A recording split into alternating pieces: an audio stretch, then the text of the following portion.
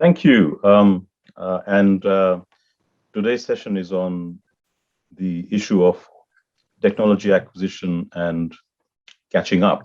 I'm going to share my screen. Okay, so this lecture will deal with a number of very important issues for developing countries, which is how to acquire the capabilities for um, economic development. And I'm going to argue that this is very closely connected to the issues of governance and political settlements that I covered in my last lecture. So the starting point is what is it that we are trying to achieve? And I'll lay down my own assumptions here because that's what the whole lecture is going to be targeted towards. The goal of development, as I'm going to be presenting it, is what I think is best described as broad-based inclusive growth.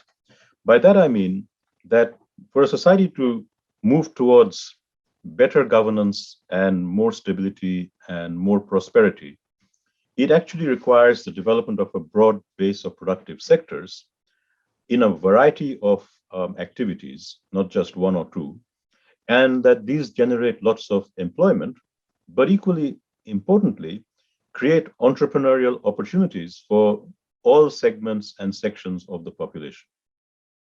This is only likely to happen if you have broad-based growth, right? So it's very different from having very high rates of growth driven by a few sectors controlled by a few people.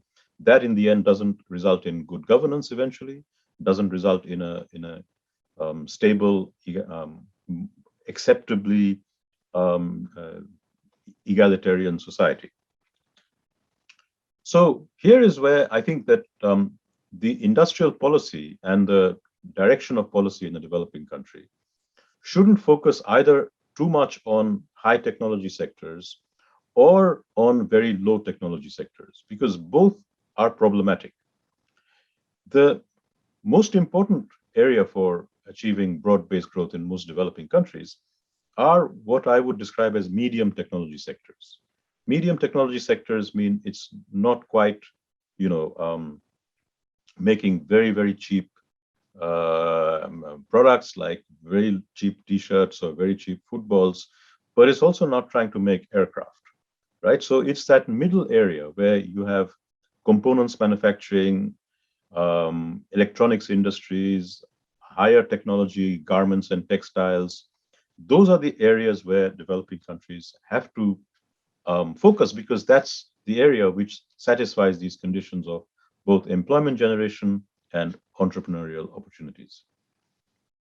So these medium technology sectors are actually quite difficult to get into, and we'll be discussing this, but they're also critical for making sure that you don't have very low wage economy, because they not only create a lot of jobs, but they're not low wage like micro enterprises based on microcredit and very, very small scale activities.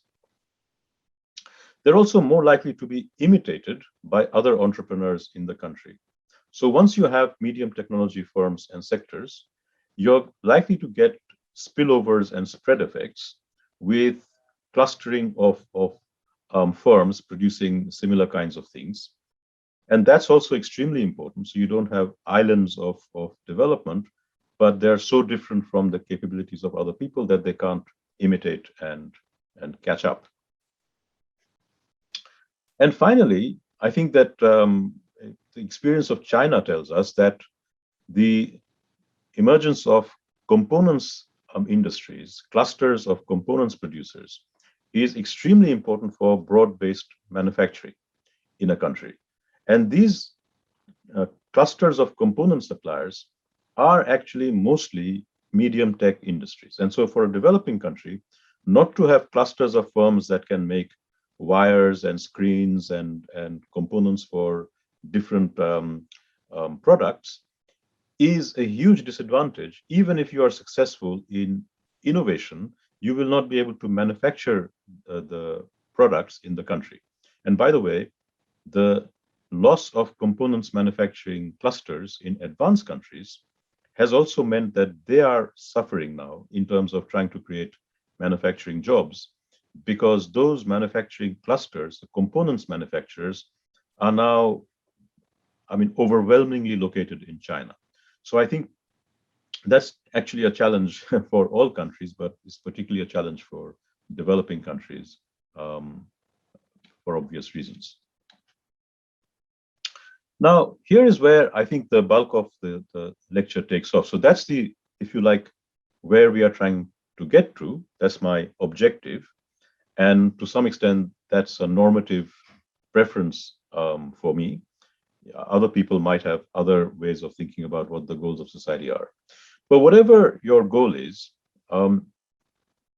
whether it's high tech, low tech, medium tech, the problem that I want to focus on is that developing countries at early stages of development, that is around $1,000, $2,000 per capita income, find it very difficult to adopt and use competitive technologies, even in areas of potential comparative advantage. That is, even in areas which are very labor intensive and low tech, and you would have thought everyone should be able to make a garment, everyone should be able to make footballs, everyone should be able to make toys.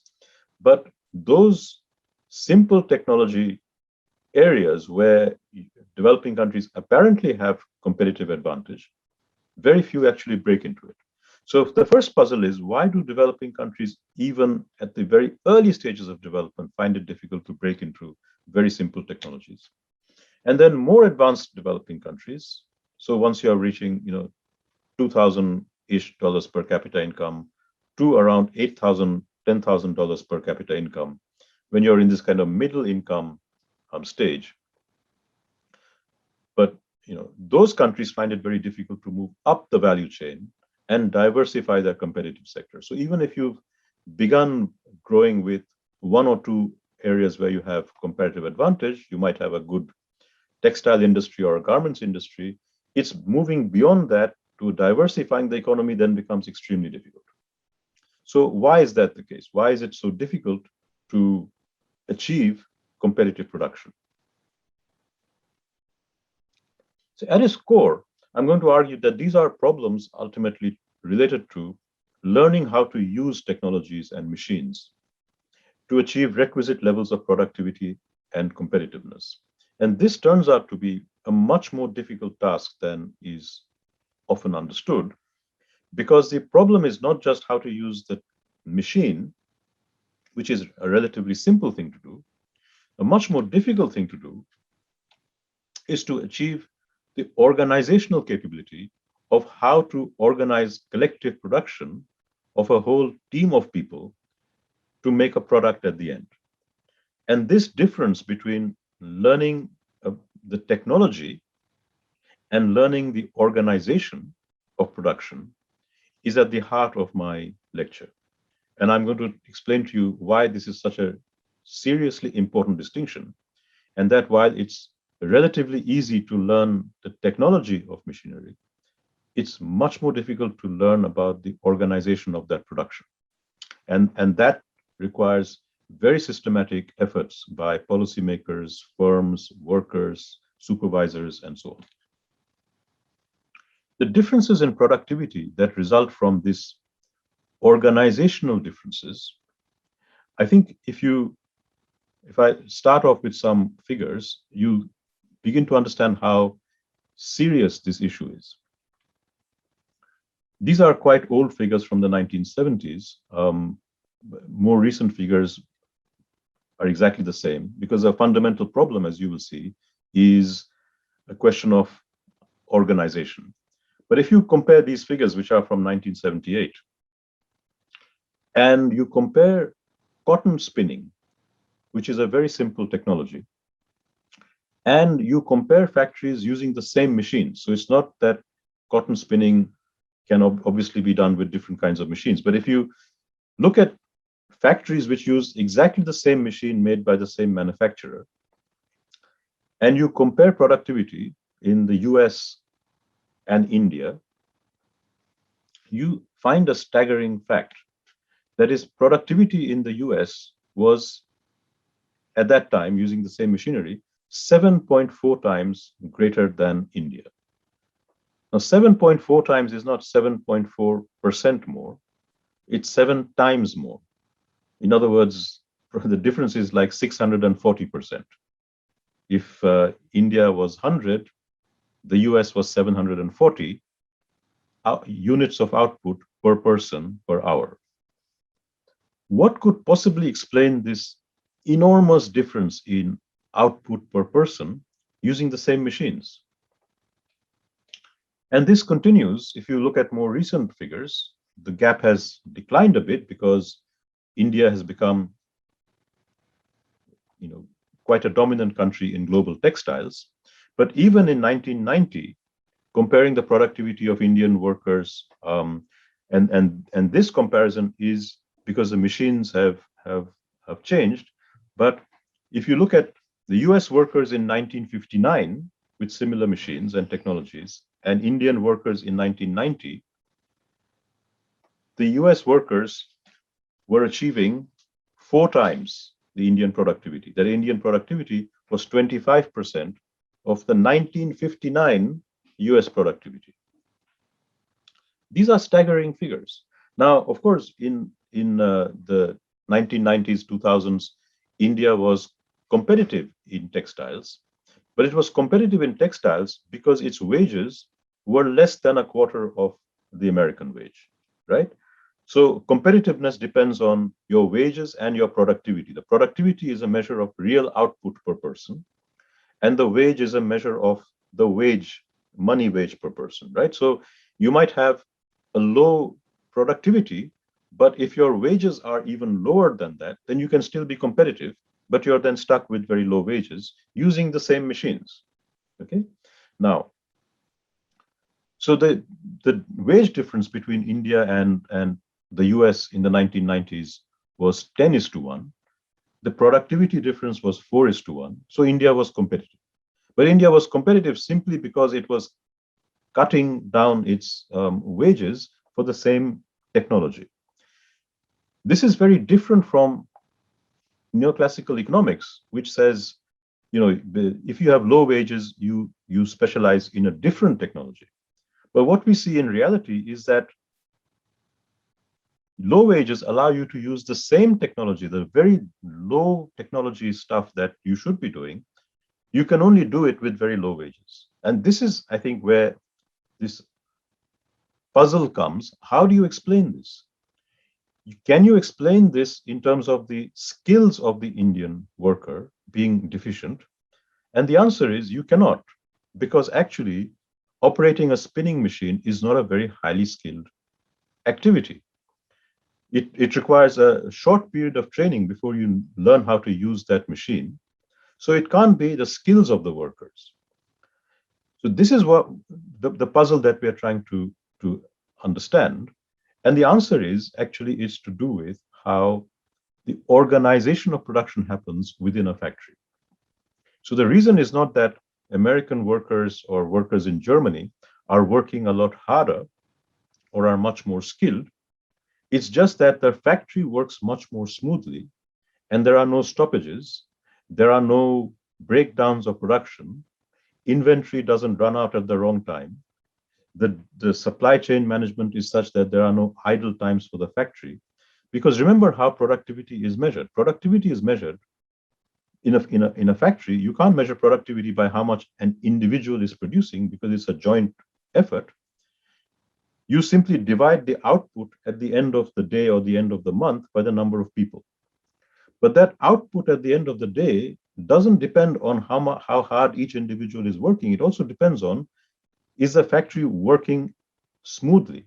So if the factory has a very low intensity of work, if the factory has points in the day when nothing is happening, people are standing idle because a part has broken down or something is missing or the inventory has run out and someone has to go and get it again, then your productivity will be low, even if the workers are working very hard and are very skilled. This organizational component of productivity is often not understood by economists. It's understood by business people, but it's not understood by economists. Economists attribute productivity to machines and skills. In other words, they look at, what kind of capital you have, and what kind of skilled labor you have. But actually, most of the difference in productivity across countries does not depend on machines and skills. It depends on how well production is organized. And this is almost entirely missing in mainstream economics. It is recognized quite a bit in institutional economics and, of course, in business management studies. So, what is the role of policy? So, the role of policy is twofold. It's to actually understand why competitiveness in a country is constrained in the sectors and technologies that you want to enter into. And these could be constrained by multiple factors. And if those factors cannot be solved by individual negotiation by businesses, financiers, and technology suppliers, we call that a market failure. So there are problems, there are deficiencies which can be solved by private negotiations. I lack a machine, so I can borrow some money, I can buy the machine. That problem can be solved by the market. But there are other problems which will not be solved by the market for different reasons. And these contracting failures, I prefer to call them contracting failures rather than market failures, are the starting point for understanding why you need industrial and technology policies. And there's a huge literature on this with lots of big names contributing to this debate. But the factors which determine policy success are often not very well understood. So a lot of the policy advice coming from the big names, even from the big names in the heterodox school, actually don't really help policymakers in developing countries because they cannot be implemented and they don't have the effect which a lot of these people think they have. So what we're going to do is to look at some of the reasons for policy failures in developing countries so that these earlier mistakes of industrial policy, protection, subsidies, which often generate extremely poor results, are not repeated. And it's actually quite difficult to identify you have a problem doesn't mean you have the solution, because a solution can also fail. And so this is the old debate between market failures and government failures. And industrial policy is subject to both. There's massive market failure, but when states have tried to correct it, the policy has often not delivered anything like the expected results in most countries. There have been some very successful countries, and we need to understand why they have been successful. So let me start by identifying two different types of problems with industrial policy. And this will run right through this lecture and inform the conversation. So the first is we begin with a situation where we have very low productivity and very low productivity growth. I gave you some examples from spinning. This could be in anything, in garments production, in automobile production, in components production. The developing country discovers that its productivity is so low that it's not competitive and the productivity growth isn't happening. The first thing is that you need to have policies which target the constraints which are creating the problem, because clearly private negotiation isn't solving the problem. So something is happening which is persistent. So that you need a policy which will target the constraints. Now, this policy inevitably will create rents, and rents, by rents, I mean additional flows of revenue for different stakeholders in that policy, which comes from that policy. So the policy might give a subsidy. Those who are getting the subsidy are getting a rent. The policy might create grant low interest loans. That is a benefit which accrues to the people getting that benefit. It could give access to land in industrial zones. That's a benefit. So the policy is always creating some benefits for somebody, and those benefits have to be managed. And that's this concept of rent management, that unless you can link that resource to the outcome, then the resource will be wasted. And it's as simple as that. It's just a very obvious point. You create a resource, but unless you can ensure that that resource is converted into the outcome that you want, then the resource will be wasted. And this obviously connects to the earlier discussion we had on political settlements. So there are two kinds of failures that industrial policy is subject to. The first is have you actually identified what is the most important constraint? And is your policy targeting these important constraints? Strangely, often, this is not done. People think the constraint is here, but the constraint is somewhere else. So, for example, you might think your problem is a skills shortage, but actually your problem is not a skills shortage. Your problem is that your firms lack organizational capabilities. So you might invest a lot in skills, but then these skilled workers are unemployed because the firms can't employ them. So this is the first kind of failure. Are you targeting the most important constraints? And I'm going to go through a number of these constraints or market failures and discuss them. And they each have very different types of interventions which are required to address the problem. But that's not all. You might have identified the correct problem, and then you have devised a strategy for addressing it. But that strategy is going to create rents. And then the second problem is, does the governance structures of the country have the capacity to manage these rents to achieve the outcome? And the answer to this question depends on the topic we discussed in the last lecture, the distribution of power between the different stakeholders. That is the political settlement, or part of the political settlement. So you are giving subsidies to a certain type of company. Those companies might be linked to certain parties and interests and bureaucrats and banks. What is the capacity of the agencies which are supposed to be disciplining them to actually discipline them? So you have to look at the relative power of those political and bureaucratic forces which are doing the disciplining and their interests and what they want with the people who are getting the benefits. A lot of industrial policy fails because it has completely ignored this problem. It has completely ignored the problem of, can the rents be managed?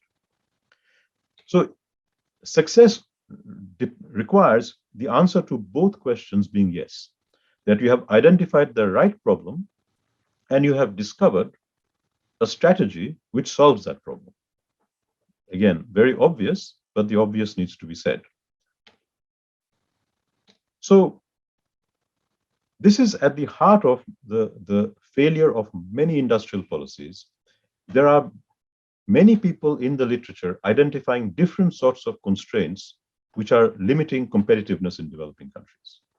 Okay, and the first task is to have some kind of analysis to identify in that country that you are looking at, what is the most important set of constraints that you have to overcome for growth to happen. And this is the language of binding constraints that Roderick uses, which can be useful, though I use it in a different way than Roderick, but the term binding constraint is a useful one. And the second question is the design of the strategy. Given the political settlement, each contracting failure has multiple solutions.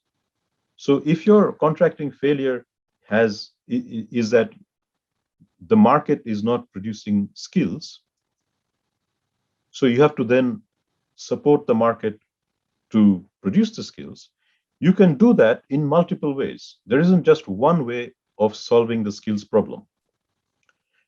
You can solve the skills problem by giving money to firms to do their own training. You can solve the skills problem by setting up public training institutes and providing them with resources to do the training. You might do it in a variety of ways. Each of these ways has different disciplining issues, right? You might give money to a firm for skills training, but the firm might use this money for something else. Do you have the capacity to ensure that the firm uses the money for skills training in skills training and delivers the output that policymakers want? If you are going to give the money to TVETs, that is technical and vocational education training institutes, which a lot of countries do you have the capacity of monitoring and disciplining these skills providers to make sure they're providing high quality skills? Or are they just going to take the money and waste it and churn out a lot of workers who don't have the skills, etc.? So each way of doing the policy response has challenges, and depending on the balance of power between those who run training institutes and those who are monitoring them, or the firms and those monitoring them, some solutions might be easier to implement than others in terms of the rent management. And this is why the same solution doesn't work in different countries. In some countries, it might be easier to discipline the firms that are getting the money. In other countries, it might be easier to discipline the training institutes that are getting the money. So the point is that whatever the constraint that you have identified, there might be multiple ways of solving them. And the much more important task after you have identified the constraint is how can I solve it in a way that the rents are not wasted and I can impose discipline on the recipients of those benefits. So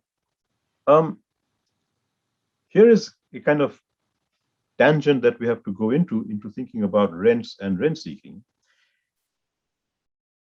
and distinguish ourselves from a liberal way of understanding rents and rent seeking.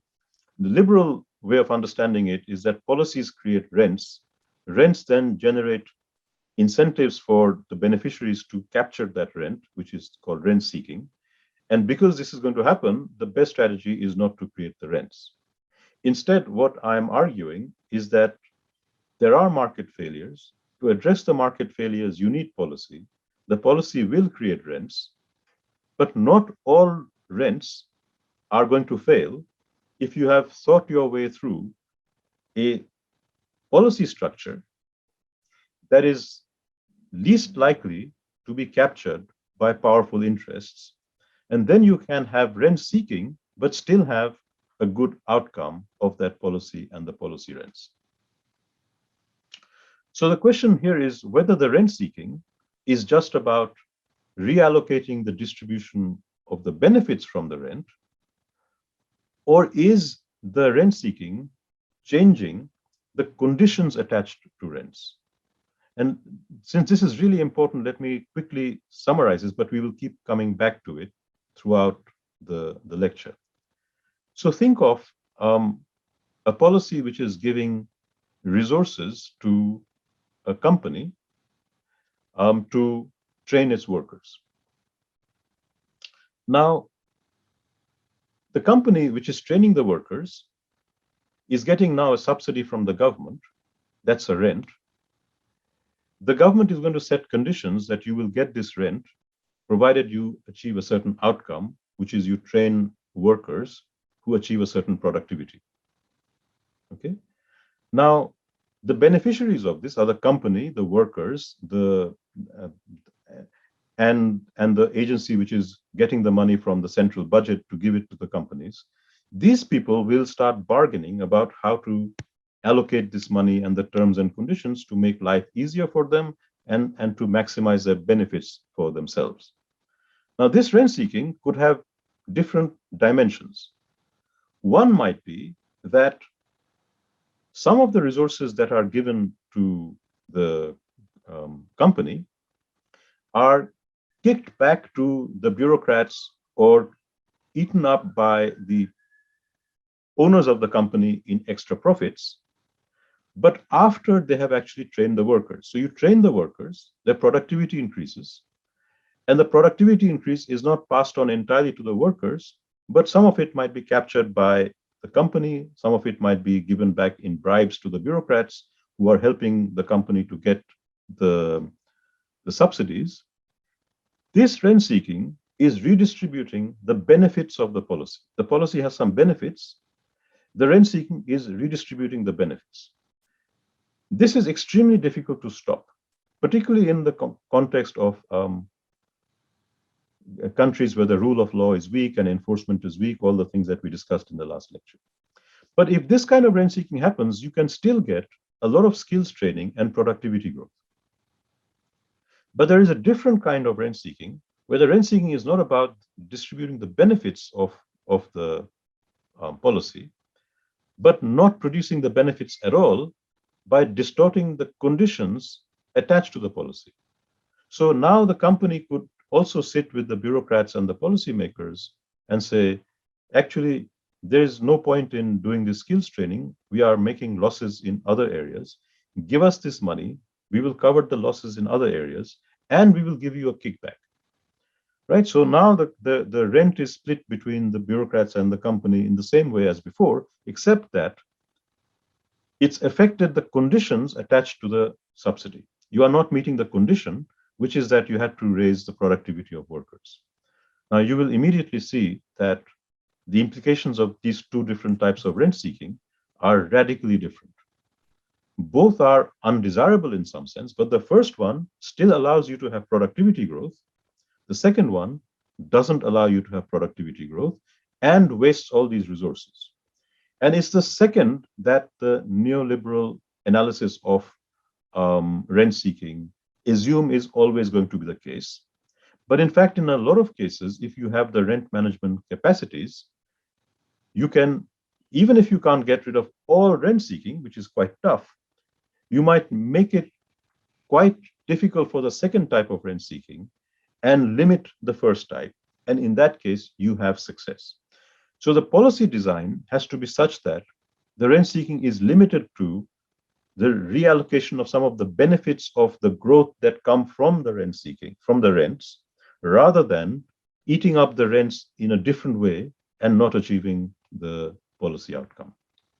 I'll come back to this because it's going to recur right through this conversation.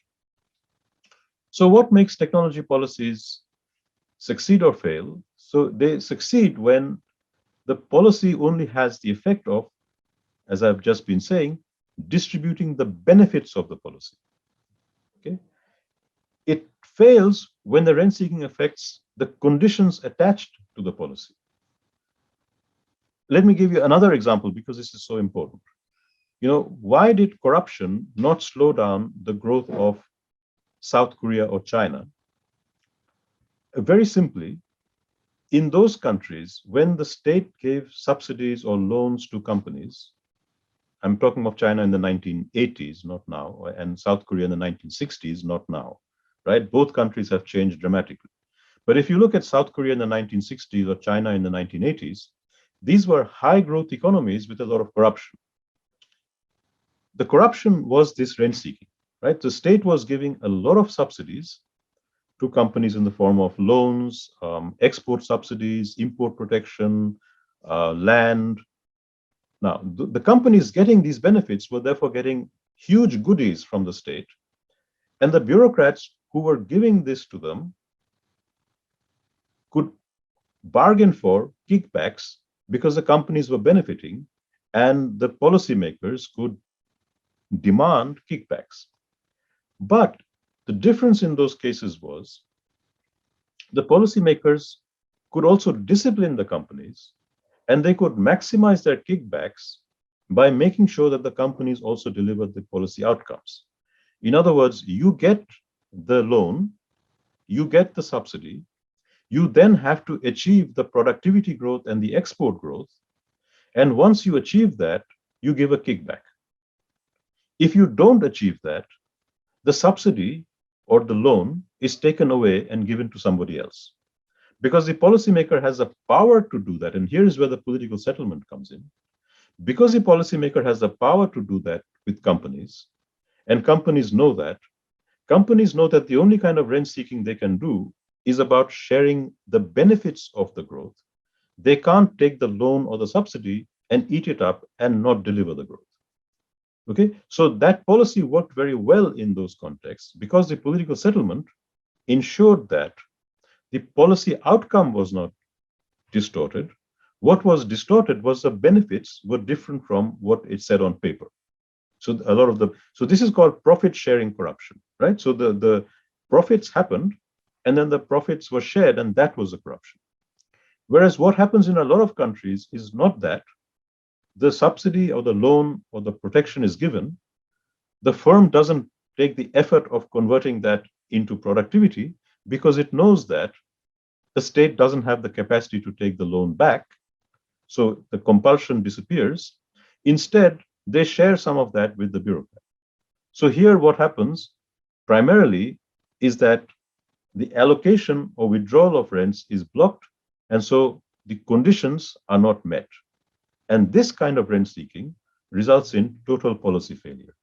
So I hope you've understood this critical difference. The point is not to stop rent seeking. This is impossible. Rent seeking will always happen, but we can think through the balance of power which allows the conditions attached to the subsidies to be enforced. If those conditions cannot be enforced, then the policy will fail. So here is the link between this kind of policy discussion and the political settlements discussion, because the governance of that policy depends on the distribution of power between the policymakers, the agencies, the banks, the firms, the unions, and so on and so on. And the holding power of these organizations to alter or modify the conditions with the attached to the initial policy becomes very, very important.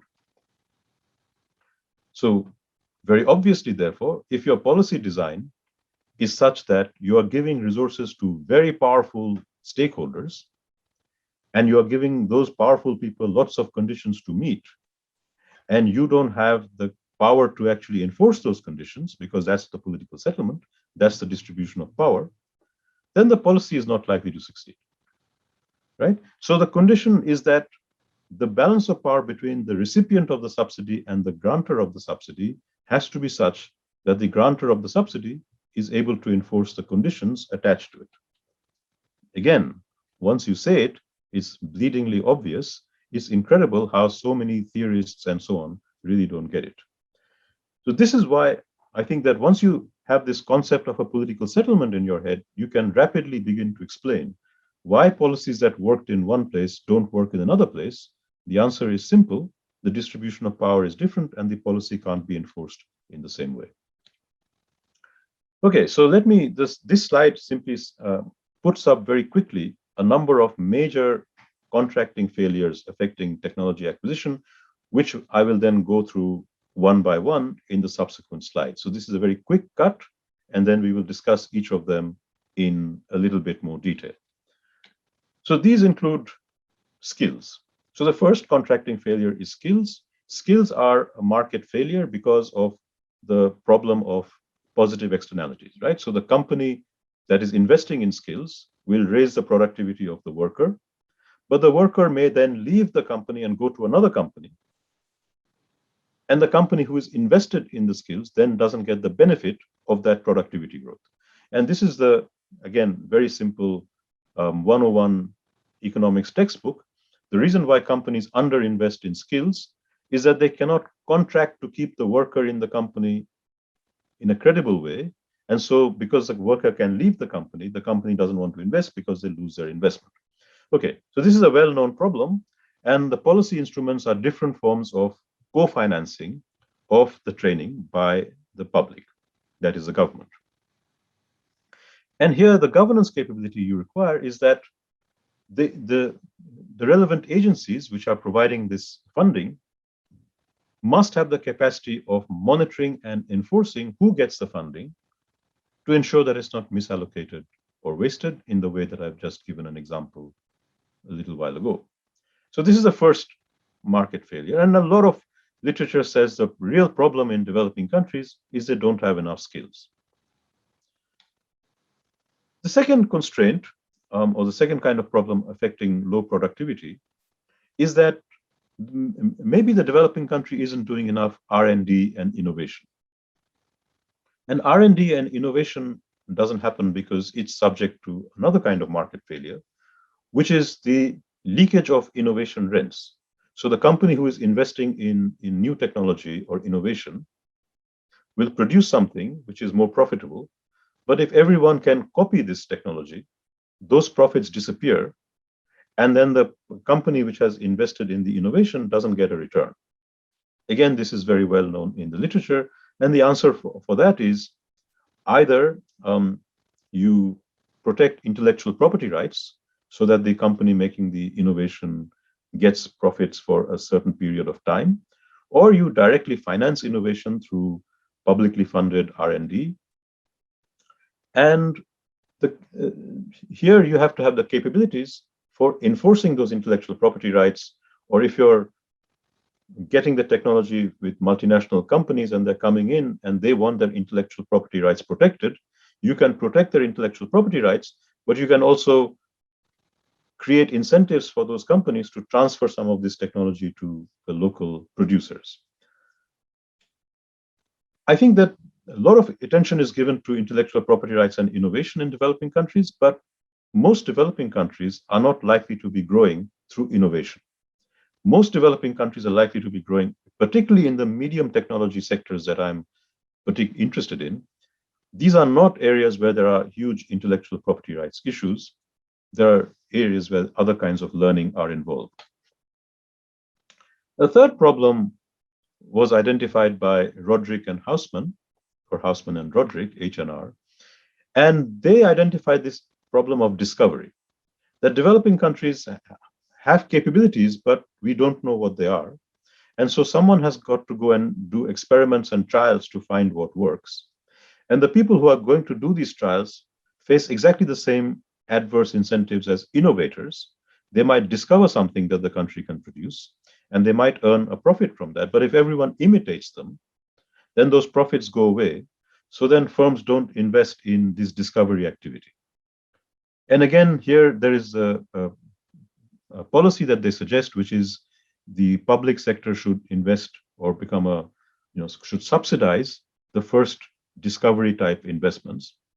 And then the governance required is that those discovery type financing has to be time limited. So you give the subsidy for a short period of time, the company sets up the firm and discovers whether this is profitable or not. It sounds very plausible. I'm going to argue that it doesn't really make sense once you look at the details of how this discovery argument is set up. Then there are failures of coordination where there might be complementary investments required. So this is a very old argument going back to Rosenstein, Rodin, and others, that a lot of development requires clusters of firms to be set up. And those clusters of firms, if you set them up together, are profitable. If you just set up one, it's not profitable. So you need to have a firm making X and a firm making Y and a firm making Z.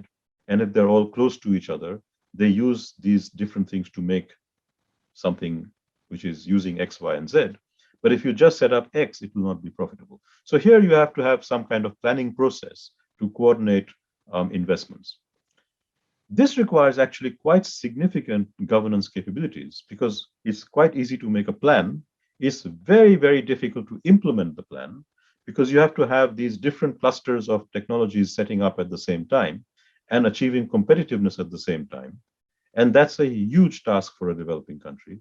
And most of these coordination activities, in which a lot of effort was spent in the 1970s and 80s in countries and 1960s, every developing country had a 5-year plan, had these huge documents, and nothing of this was implemented. I'm going to focus on the last failure, which is the one that I began with. And this is the failure of companies in developing organizational capabilities, but also technical capabilities. And this organizational capability is a very difficult thing to build up because it involves tacit knowledge, and it requires learning by doing, and it requires a lot of effort in this learning by doing.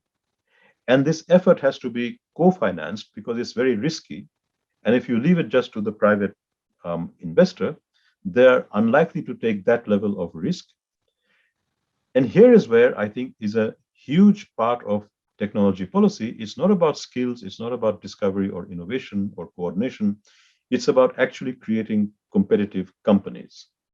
And this is not really understood. This is a different kind of learning by doing, where the learning by doing is about acquiring organizational capabilities at the firm level.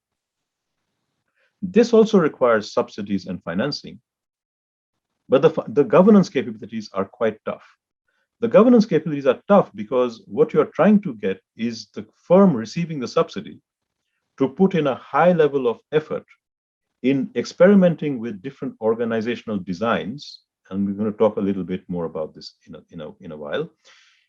And that's a very high effort, very high cost, very painful activity, this internal restructuring continuously going on till you've achieved the kinds of levels of productivity that we started off with. your productivity is a quarter or a tenth of the productivity of the more advanced country using the same machines, the difference is in how you've set up and organized your factory, your supply chain, your inventory management, and all of these things are very, very difficult to get right. So you're financing a learning by doing, which is quite complex and requires compulsions for the company to put in high levels of effort. And this is where most industrial policy fails. So we're going to talk a little bit more about that.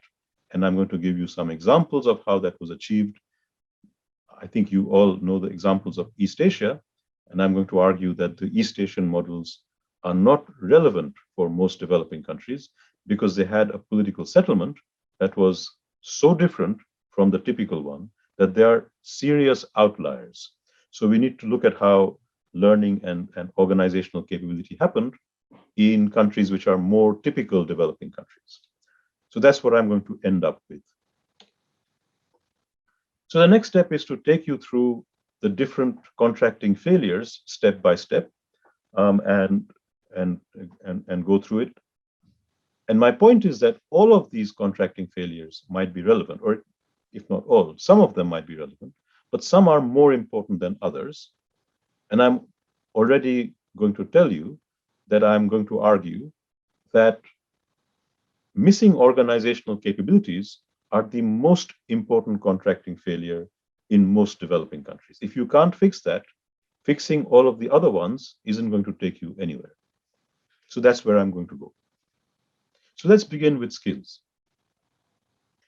No one can dispute that skill shortages are very important. Developing countries, and by skills, we're talking about worker-specific skills, right? So the capacity of a worker to do various tasks, whether it's working in an IT system or working on a production line.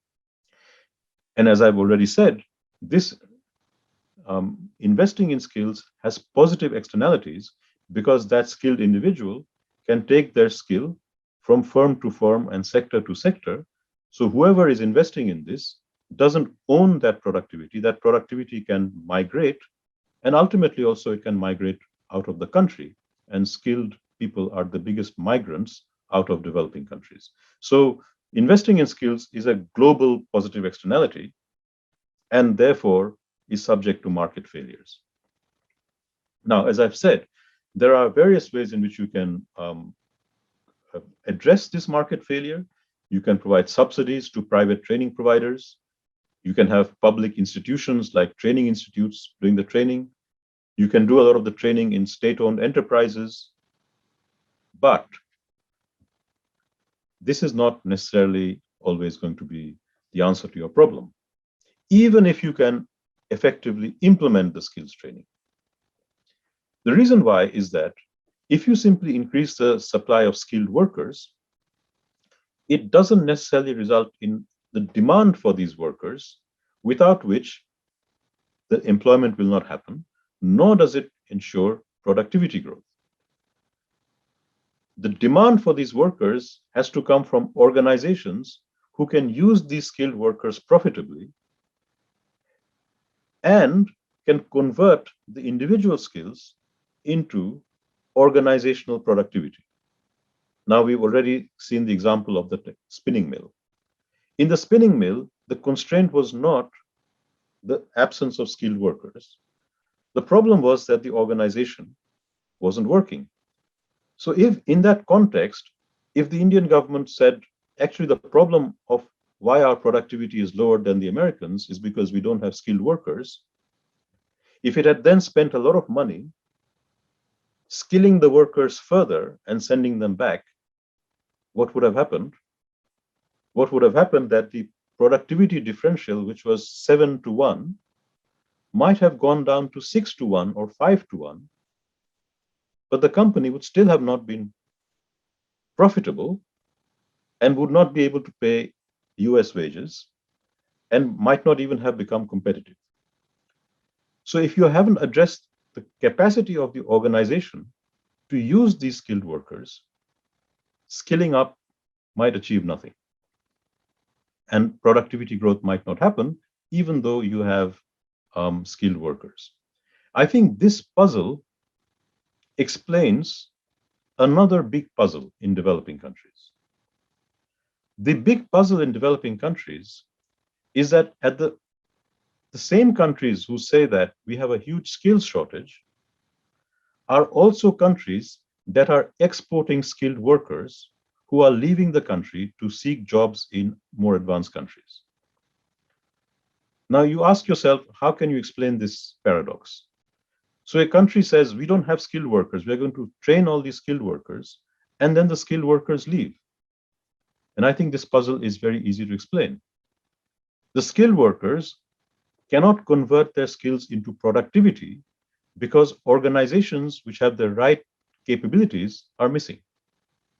So therefore, the same skilled worker, and this could be in a hospital, this could be in a school or a university, that worker, and I said in my first lecture that I think that the main constraint of development is organization. And this is exactly connected to that point. A badly run university or a badly run hospital isn't going to be able to use a skilled doctor or a skilled nurse. That skilled doctor or skilled nurse will not be able to convert their skill into organizational productivity because the system isn't working. But that same nurse leaving, let's say, Ghana or Nigeria and going to the UK and joining the National Health Service immediately converts their skills into productivity, right? Because the organization is working and they're being effectively used. And therefore, they can achieve a higher wage. They can achieve a higher wage because their skills are being converted into output for which someone is willing to pay. Whereas that same nurse is not going to get that salary in Nigeria or Ghana, not because their skills are missing, but because the capacity of the organization to use that skill is missing. I think once you understand this fundamental point, a lot of this puzzle disappears, and you begin to understand that skills development is not a simple thing. But apart from that, on top of that, skills development can also result in wastage if you've provided the wrong type of skill, if it's poor quality skills, and if as a result, those workers can't find employment anywhere. So that is also happening. So a lot of the wastage happens in skills training because the resources are given to a skills training institute, which produces poor quality workers, or given to a firm, which uses the money for something else, and so on. So you need to have, even just looking at the skills training on its own, you need to have an enforcement mechanism where the agencies giving the resources can check the outcome and then withdraw resources from the training institute or the firm that is not achieving the outcome. And so even in this case, disciplining is a really important part of the problem. Now, none of this will work if you don't have the capable companies which can absorb these workers, as I've already said. And without addressing that, skills training programs will fail. And actually, that is what has happened in many developing countries. Skills training programs have failed because companies which could employ them are missing.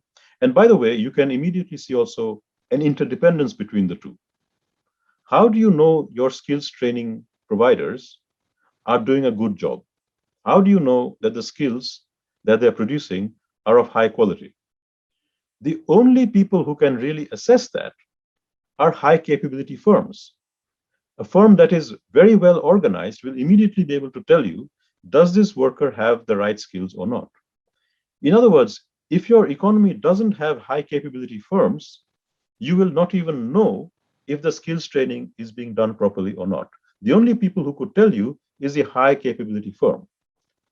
So you can't say, let's first develop the skills and then the high capability firms will develop.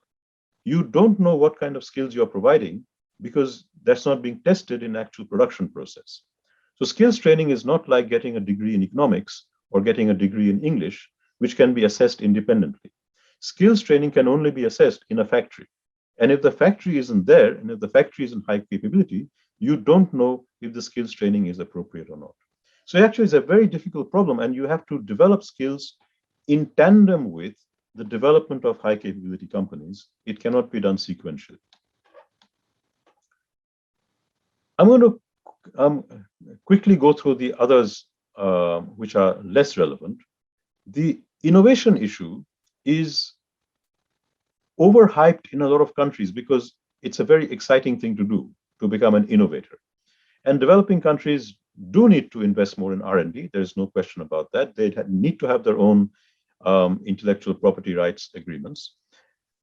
But actually, developing countries doing innovation has become much more difficult with the post-WTO TRIPS and so on.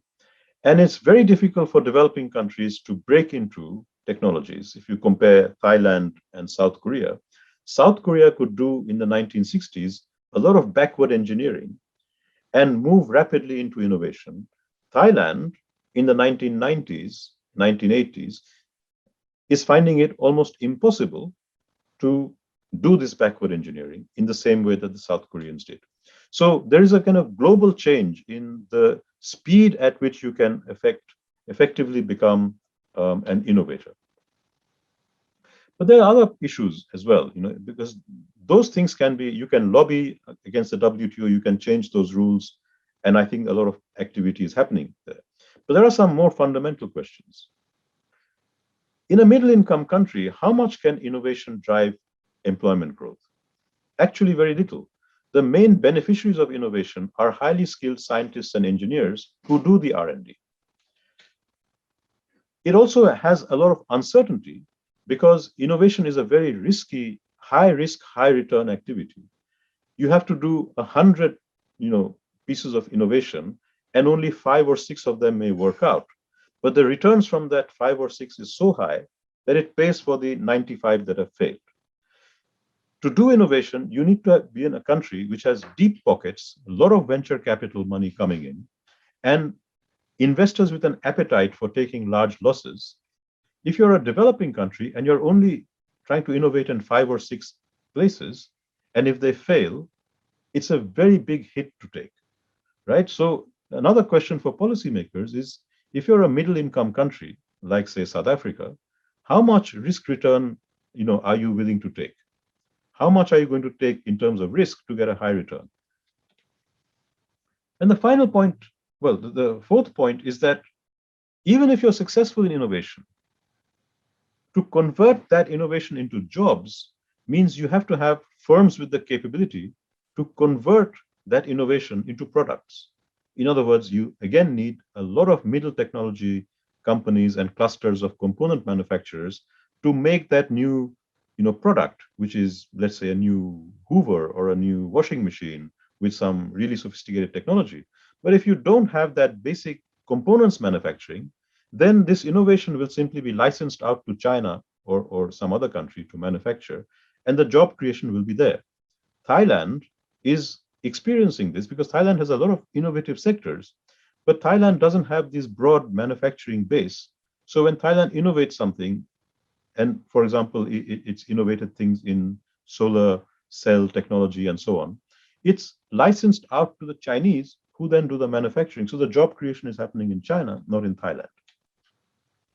So even if you have to have some innovation, and even if you're willing to take some high risks for high returns, and even if you take the hit of, in the short run, creating very few jobs, if you want to convert this innovation into jobs in a more sustainable way, you still need to have this missing middle of medium technology firms and components producers who are globally competitive and have high organizational capabilities. So you can't get away from that, even if you want to do innovation. And countries which do innovation without having the firms that can convert the innovation into activity are actually wasting their money, and they're investing in knowledge which will benefit somebody else. So at a global level, of course, that's fine. But for the country, particularly a poor country, this is extremely costly. Then briefly on the Hausman-Rodrick discovery model, and Stiglitz also has a version of this. This is the idea that you don't know what you can make, so you have to do various experiments. And once you discovered that something can be produced in that country, if everybody copies that, you lose that discovery rent, so you don't invest. So you first need some kind of public policy to support the first movers. I have a real problem with this model because I think it is, at one level, it's trying to make a connection between developing countries and advanced countries and saying just that advanced countries have an innovation problem, developing countries have a discovery problem. And to fit that in, I think Roderick forced this logic through. The logic doesn't work for me. The reason why it doesn't work for me is that finding what to produce is not a discovery problem. It's not like there are already things this country is competitive in producing. It's just that they don't know what it is, and I have to go and discover it. Actually, most developing countries can produce most things, and they are not good at producing anything. The reason why they're not producing anything is not because no one has discovered it, it's because the organizational capabilities don't exist. Once you develop the organizational capabilities, a developing country could make hats or it could make bed sheets. I mean, this is the example that Roderick and Hausman gave, that some countries are good in making hats and others are good at making bed sheets. I don't buy that. I think most developing countries could make hats and bed sheets. What they produce depends on their organizational capabilities. So the examples they give from Bangladesh and Pakistan are not convincing at all to me, and misrepresents the growth process that happened. And I'm going to come back to that later. So I think the issue is not discovery. I think that the first movers in competitive sectors like hats and bed sheets and garments do not make rents. This is a fundamental misunderstanding of the Hausman-Roderick model. The first mover who goes into making garments is not making a rent, they're just making the normal profit. And the reason that they're just making a normal profit is that they are linked into a global supply chain where their buyers and sellers know exactly what their cost of production is, and they will extract most of the rent. And so the developing country in this global supply chain never makes rents. They're not going into it to make rents, they're going into it to make normal profits. And since you've gone into there to make normal profits, once you've got the organizational capability to make normal profits, you don't want to stop anyone imitating you. In fact, there's a huge advantage of others imitating you, because if you just have one garments factory, buyers won't come. But a country which has 1,000 garments factories, lots of buyers will come. Therefore, and I'm going to give you this example from Bangladesh in a while, when the first movers went in, they didn't stop anyone from imitating them. In fact, they encouraged people to imitate them because they wanted the cluster. I think the whole economics behind this discovery model is wrong. There are no rents in most of these, medium technology stuff that developing countries produce. The first movers do not mind others to imitate them. They encourage imitation. Clustering is a good thing. And therefore, I think clustering is a huge advantage for the country. The more that the types of companies that are in the same activity, the more buyers will come, the more bargaining power you have. So I think the whole model is wrong. But it's a very attractive model, and a lot of industrial policy supporters use it, but they use it at their peril, because I think as a fundamental, reason for why the problem happens, it's wrong. And therefore the policy, remember there are two policy failures. This one fails on number one, it's identified the wrong problem. So the problem is not that you need to support lots of trials. Keeping on supporting a lot of trials will not get you anywhere. So this one doesn't even make it to stage two. It fails on stage one. It's identified the wrong constraint. Okay. So I've already commented on the Bangladesh garments industries and components clusters in China, all successful catching up countries in these medium technology sectors. Once the first mover comes in, they actually encourage imitation because they have the business sense. They know that clustering is good for them. Coordination is a well-known problem in development economics. This is the basis for a lot of the exercises in planning. But this is actually the toughest nut to crack. There is no point coordinating a lot of companies and sectors which lack organizational capabilities.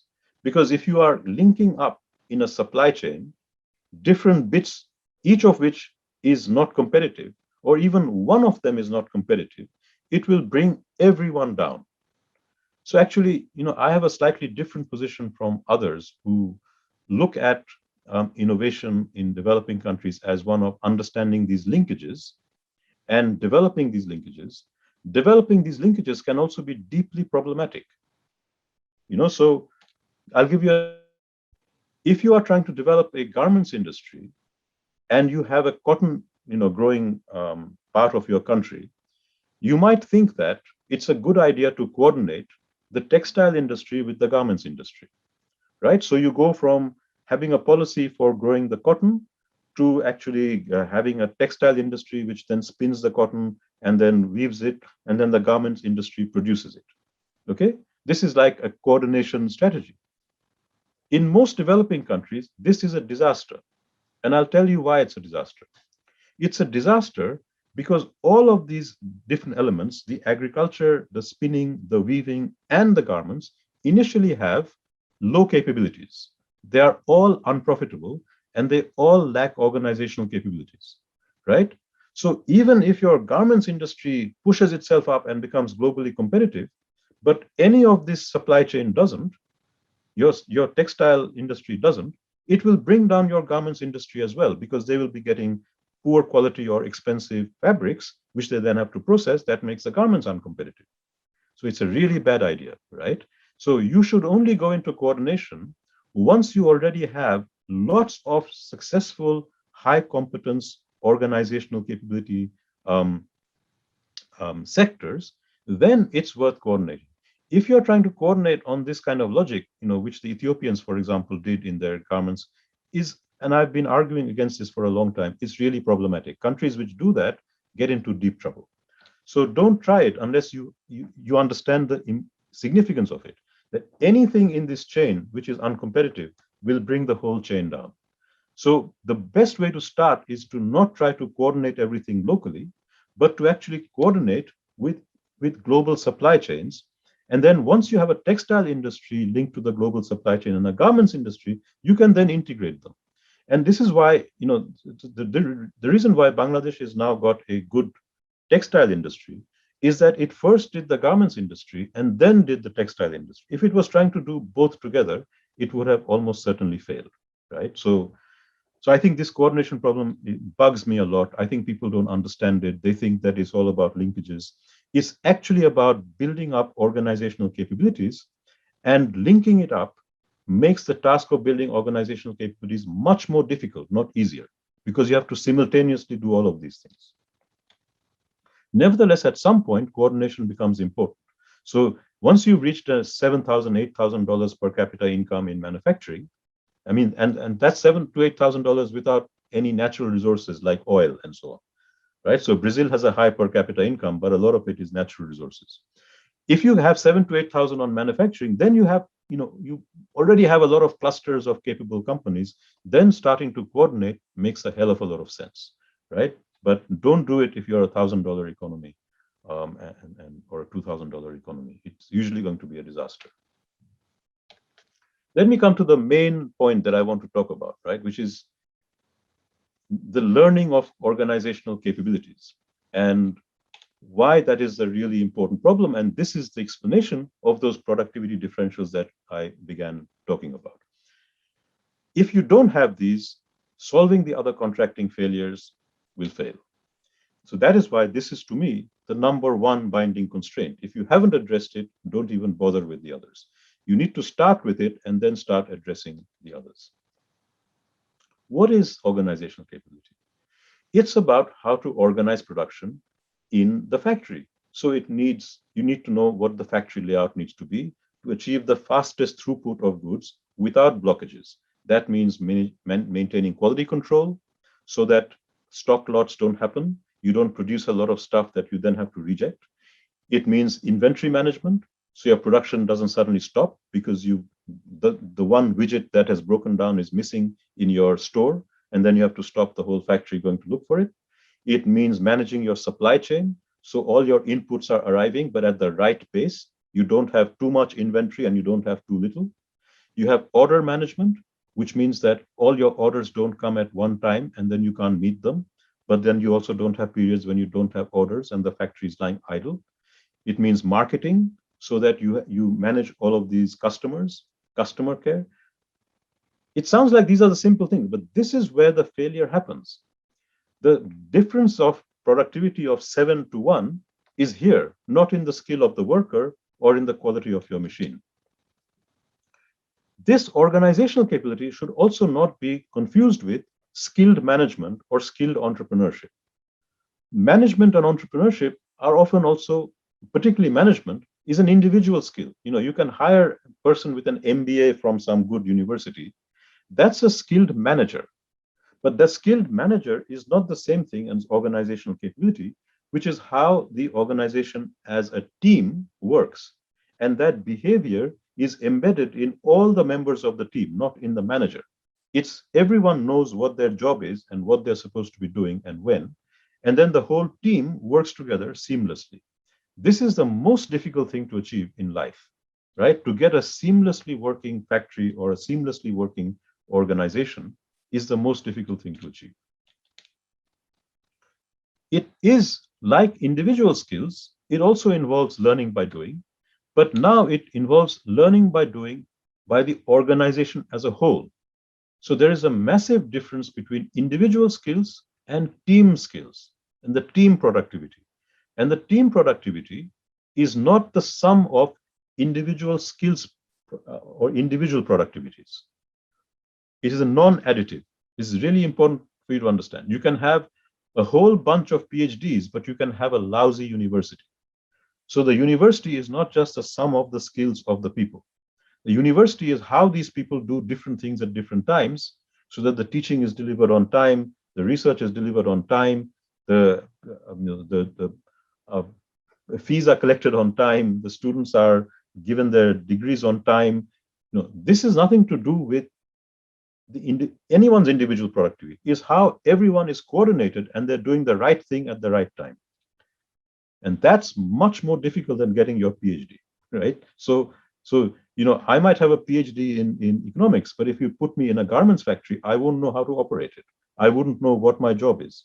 That's a different kind of learning which has to happen on the ground. But this learning is actually, the organizational learning is even more difficult than the individual skills learning. The individual worker, and this is going back to Adam Smith. Adam Smith had this fantastic analysis. The first actually analysis of learning by doing in Adam Smith was that by repeating something, you become more and more productive. Okay, so what Smith was talking about was this mechanical repeating, the pin maker, the needle maker, they're making the pin again and again and again, and they become more productive. That's individual skills.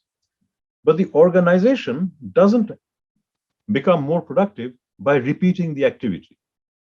An inefficient organization can repeat the activity. It doesn't become a more efficient organization. It remains an inefficient organization. So changing the organization requires a lot of effort in restructuring and saying, no, actually, this production line isn't working. It should be done away with. And it should be one long production line or two production lines. The bottleneck is here. This department isn't working. Let's get rid of this department and restructure the incentives. In other words, organizational learning is extremely disruptive, whereas individual learning is just repetition. Again, very important to understand the difference.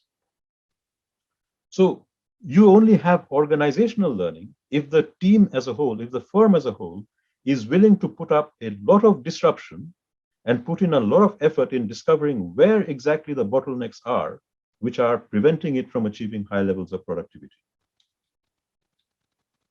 Otherwise, the organization can keep on doing without learning.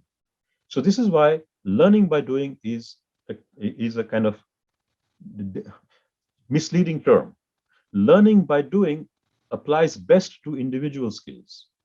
Learning by doing is not, although it is a kind of learning by doing, you have to make it more qualified.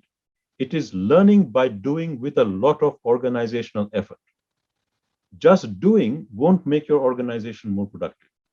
A lot of organizations keep on doing the same thing and they don't become more productive. Whereas an individual who keeps on doing the same thing becomes more productive. This is a fundamental difference between team productivity and individual productivity. How big a problem is this? We've already seen the figures, and those figures cannot be explained by individual skills. The 7.4 times differences, which are very typical. Yeah, Bangladesh produces garments today using the same machinery as the Chinese do. The Bangladeshi productivity in garments is a third of the Chinese.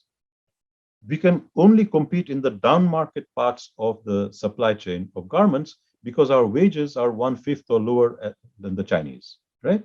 So this is a sustained problem, even in something as simple as garments production, and the reason why many African countries can't break into garments is they're not even 1/3 of China. They might be 1/10 of China. And then your wages can't be that low. I mean, it's simply not possible.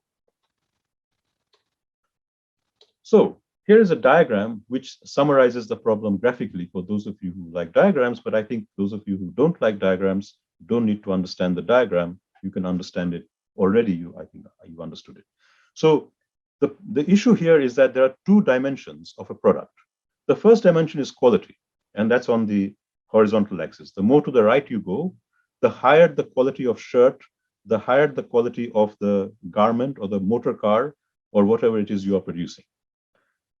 And on the vertical axis, you have competitiveness. And competitiveness is measured simply by comparing the global price of that product, of that quality, with your domestic cost of production. If your domestic cost of production is lower than the global price, then that ratio is obviously more than 1, which is the green area in the diagram. Then you are competitive because it means you can produce a product of that quality lower than the competition, at a lower cost than the competition. Okay. However, if at that quality level, your cost of production is higher than the world price, then you're not competitive. You're in the pink area, which is under the level 1. Right? Now, the thing is, as you increase your quality, so a simple shirt quality might be QM, which is a very, very crude and simple and cheap shirt. Here, the organization you need to produce a very simple shirt is not very sophisticated. I might have that organization. So in that case, my low wages compensate for my low productivity, and I can be higher than the number 1, right? So I'm competitive. So if I'm producing QM, I'm competitive. But as soon as I want to produce a slightly better shirt at QF, to produce QF, I need better quality. I need to deliver on time. I need to have the color matching precisely. I need to have better design. Okay.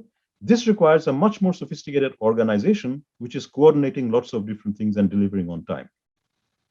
As soon as I try to make QF, I find I'm at the point X. In other words, even though my wages are low, my productivity is so low that I'm now not competitive. In other words, I'm at X. If I try to produce a shirt of quality QF, I can't sell it, right? So how do you do it? So that line, the current technological capabilities, describes your current competitiveness in different qualities. The whole point of development is to push up that line so that your competitiveness increases till finally you go from X to Y. And when you do that, you can produce the shirt of quality QF, which gives you a higher wages, higher profits, and therefore better welfare. So the whole point of development is to move up the value chain into more higher quality products. And so it's not just about better shirts, but quality could also be more sophisticated products. So you move from textiles into electronics. That's also higher quality. So this diagram is very general. It is not just referring to a single product. It could be multiple products.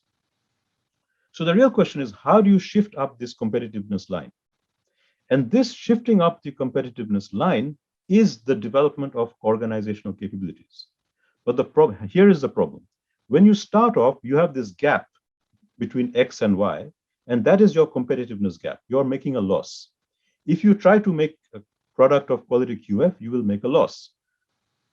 Someone has to finance this loss, right? And that someone is usually not the private sector because the risk is too high.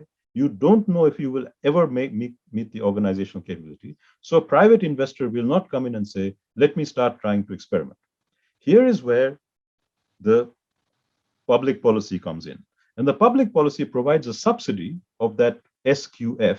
That subsidy between X and Y is what allows learning by doing to happen, because now this firm can actually start producing and meet its costs.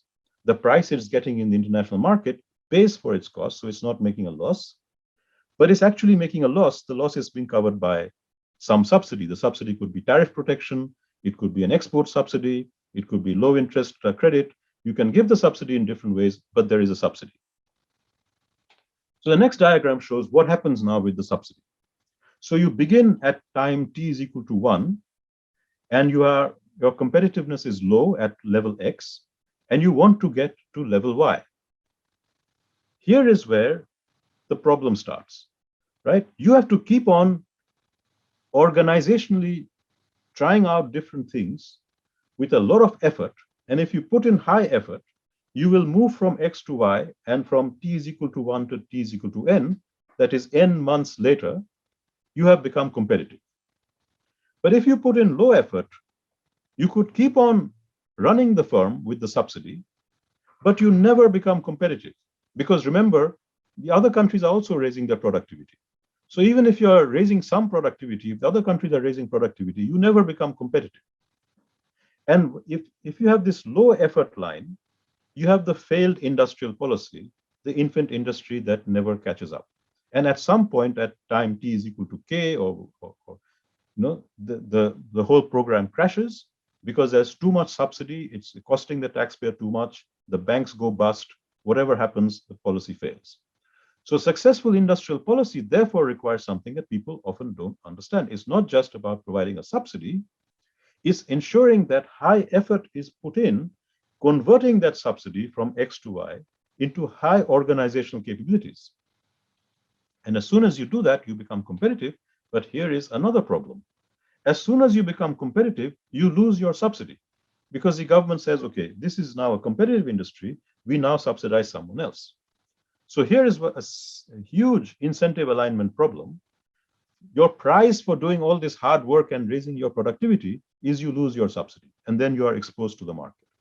In other words, this whole process of catching up is not a pleasant one, and it requires a very significant balance of power between the subsidy giver and the subsidy receiver for the receiver to put in the effort of raising their organizational capabilities. I think once you begin to understand the nature of the problem and how serious it is, you begin to understand why so few countries succeed here.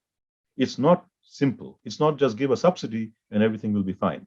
You give a subsidy, you might have the low effort trajectory and the failed industrial policy, which results in massive losses of resources over 10, 15 years of time. Here are some examples of how big organizational change can have an impact on productivity, even in already existing high capable garments factories. And this example is from Bangladesh. So this was a company which already had 6,300 workers. It was already competitive, but was suffering from growing competition. This is a higher tech company. It was making more sophisticated garments, trying to move into the higher quality segment of garments. In 2012, it went into restructuring because it was finding that it was not being able to compete. But what it did was it brought in an international textile company to help it, a Turkish company, to restructure. Right? So it wasn't like selling the company to the Turkish capitalist. It was bringing in Turkish technical assistance to restructure the company. That was an investment. So this was completely done by the company itself, but with German technical assistance. And the German technical assistance was that they provided $1.5 million at very low interest rate. So that was a subsidy. That subsidy came from, if you like, public policy, but it came from German development assistance. And about half of it was spent on skills training, and half of it was about reorganizing the production process. So they combined the skills training with the reorganization. And this was really important because in 2 years, their productivity went up 37%, which is massive if you think about it. I mean, 37% in 2 years of a company that was already competitive globally, right? So it just wanted to raise its productivity further. Profits increased by $1 million. It was able to repay this loan in less than 2 years.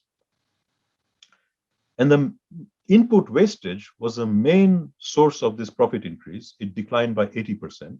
So input wastage is a really serious problem, which reduces your overall measure of productivity. Because by reducing input wastage, of course, you get more output for the same input. And that is, of course, productivity. Input wastage is entirely organizational failure, right? How you cut the cloth, how that's where the wastage happens. Later on, when the Germans did a study on the sources of this productivity growth, it was really interesting.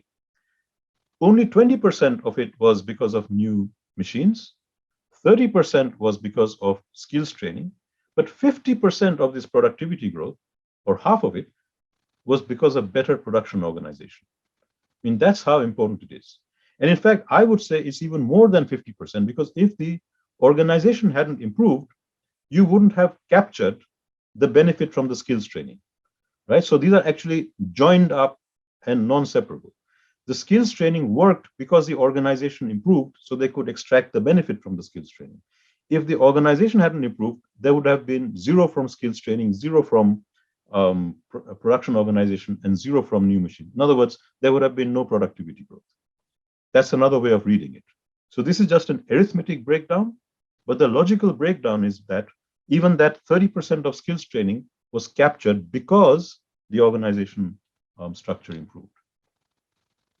So now let's return to the policy puzzle, right? Why did industrial policies in the 1960s work in a few countries like South Korea, Taiwan, and fail or not produce good results in most other countries like India, Pakistan, most African countries, etc.? Industries were set up, right? So the 1960s industrial policy set up new textile industries, sugar mills, steel mills, all over the developing world.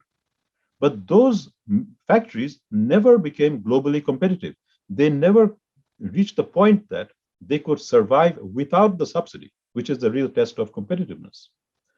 They continued to operate with subsidy. They did a lot of doing, but there was no learning. So referring back to the earlier diagram, they were on the low growth trajectory of low effort.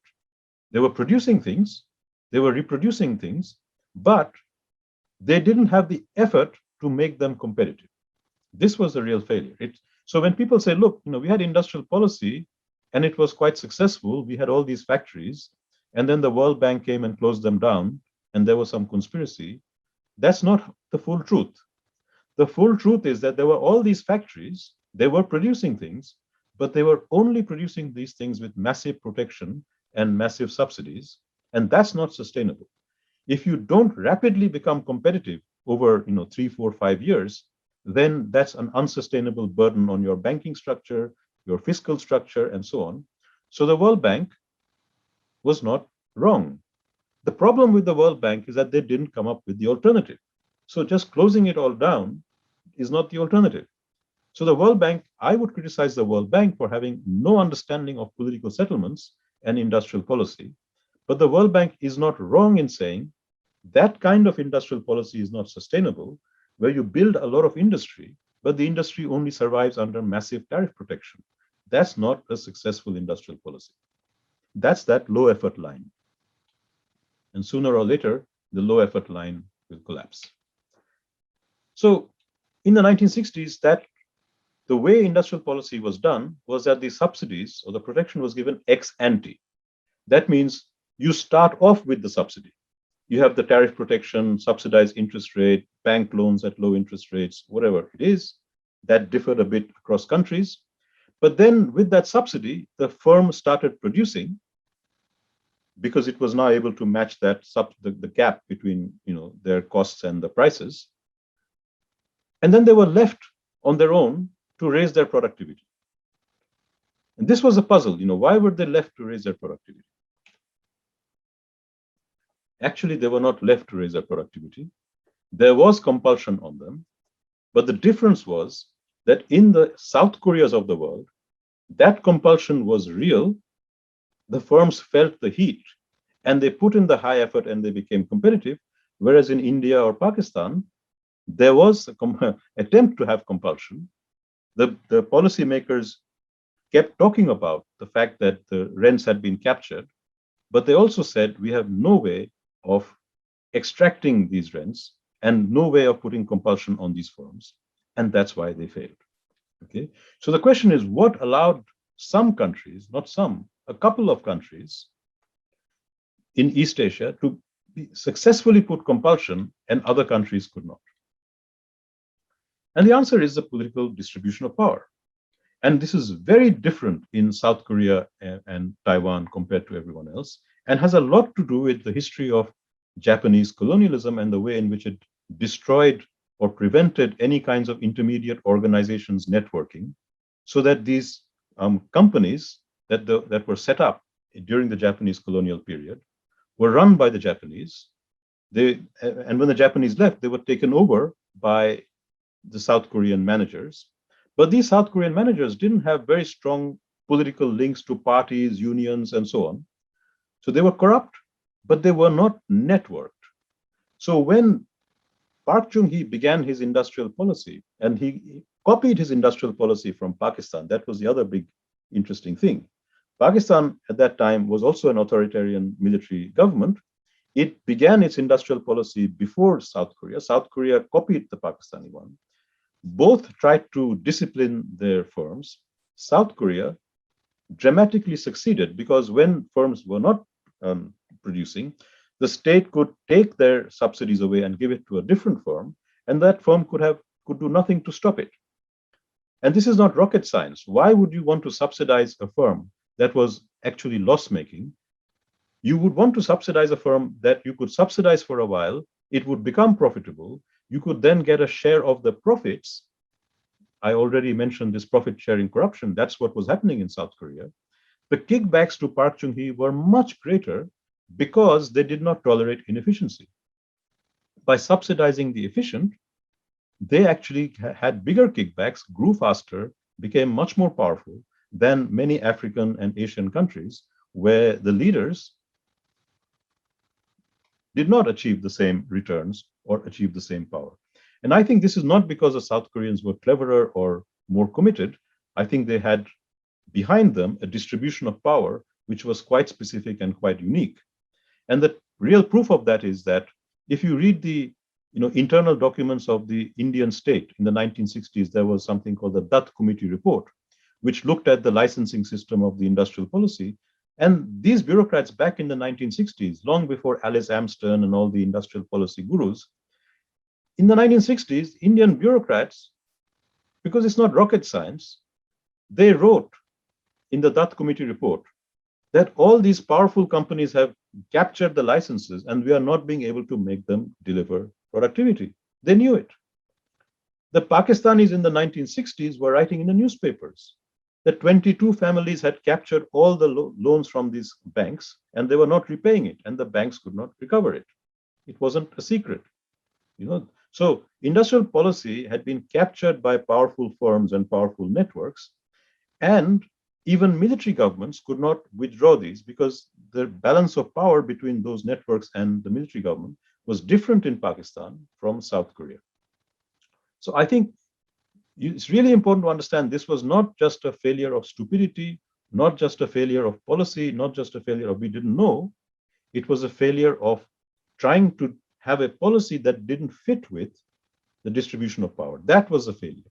And they couldn't change that policy fast enough because they were already trapped into a standard way of thinking, which is you give the subsidy to the industry and then cajole them, push them to raise their productivity, but you haven't figured out that actually you have no power to force them because the political settlement doesn't allow that. This was really what was going on.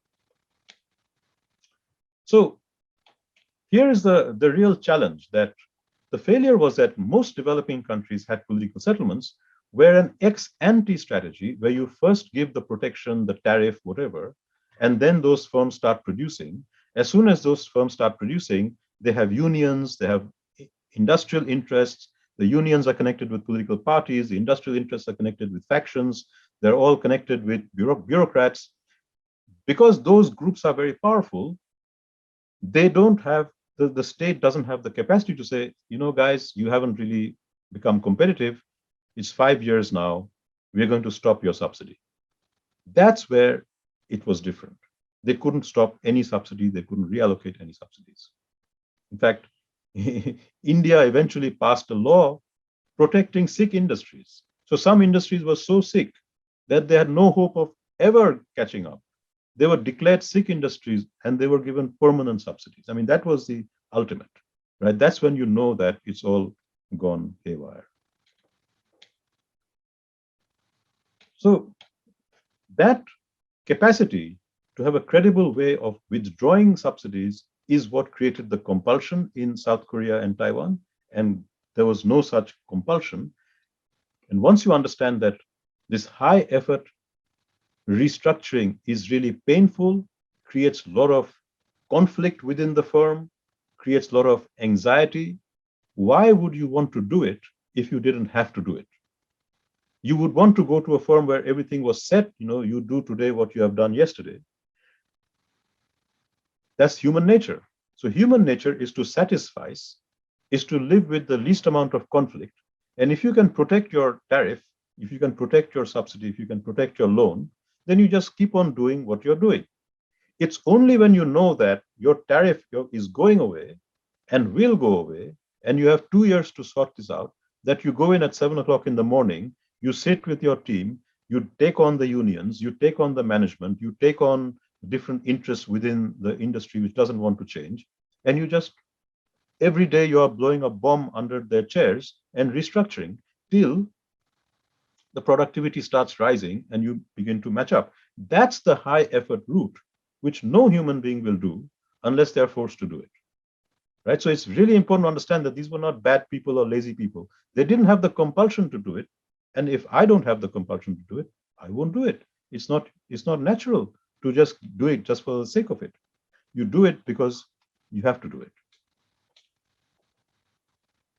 Now, so now that we know that the ex-ante stories did not work, does that spell doom for developing countries whose political settlements are different from the East Asian ones? And I think not. And a lot of my work is about developing those case studies and learning the lessons from the emerging success stories where there was industrial policy, organizational capability did improve, but it did not do it through ex-ante rents, but through other kinds of policy instruments that was possible to discipline and implement in those political settlements. And one way of thinking about it is a lot of these success stories happen with what I call ex-post rents. Ex-post rents are where there's a policy instrument which tells a potential investor, if you succeed in raising organizational capabilities, you will be rewarded not just with the normal profit, but you will get an above normal profit. And that above normal profit will compensate you for the investment you are making in capability development. But the difference here is that you have to first put in the effort of building your organization so it's competitive, and only then you get the prize. Now, clearly, this way of structuring the financing creates the compulsion, because the investor only goes in knowing that it's their money, but their risk is reduced because they know it's still, so they will only go in if they think that there's a good chance of becoming competitive. Secondly, once they go in, because they've invested their own money, they will put in high levels of effort to become competitive. And once they have become competitive, there has to be a credible prize that they know that will not be later withdrawn. So it has to be given in a way that is credible. Once you meet those conditions, again, high effort learning begins to happen. And I'm going to give you two examples, one sort of low to medium technology and one medium to high technology. One is the garments and textile story in Bangladesh, and one is the automobile story in India. So this prize kind of approach, where you attract private investors in, but without giving them upfront money and then saying, now put in effort, but you say you put in the effort, prove yourself, and then you get a prize, changes that equation. This form of policy instrument is easier to implement, easier to enforce in the political settlement that exists in developing countries, apart from the East Asian ones. So here you are creating incentives for self-monitoring and self-effort without someone disciplining you and saying, you're not putting in the effort, I'm going to take the rent away. That doesn't work because you can't take the rent away. Here you are not giving a rent and saying, I'm going to take it away if you don't do it. Here you're saying, I'm going to give you the rent if you do it. So you've changed the whole equation. And the only investor who will come in is the one who thinks, maybe I can do it. Maybe I'll kill myself doing it, and then I get the prize. So this is a tough one to do. And the examples that I do it, that I'm going to give you, are almost kind of